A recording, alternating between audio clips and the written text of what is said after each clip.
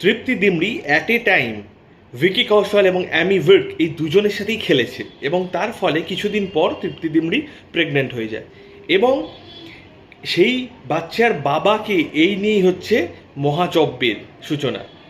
তারা পেটার্নিটি টেস্ট করানোর জন্য গাইনোকোলজিস্টের কাছে যান এবং গাইনোকোলজিস্টরা ভয়ঙ্কর তথ্য দেন।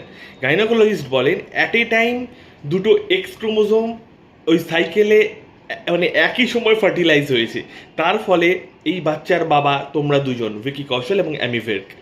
মানে এরপর কিভাবে কমেডিগুলো যে ক্লিক করেছে মানে জাস্ট অসাধারণ। আমি কথা বলছি from the makers of good news. Good news সিনেমাটা আমার খুব ভালো লেগেছে। তাদের পরবর্তী ছবি ব্যাড নিউজ, যেটা ফিচার করা হয়েছে ভিকি কৌশল, অ্যামি উইর্ক এবং তৃপ্তি দিমরিকে নিয়ে, অসাধারণ হাসিয়েছে, মানে বিভৎস। এত সুন্দর সুন্দর ছোটো ছোটো পাঁচ লাইন এবং একটা গানে মেহবুব মেরে সনম শাহরুখ খানের গানকে ট্রিবিউটও দেওয়া হয়েছে। সবাই গিয়ে দেখে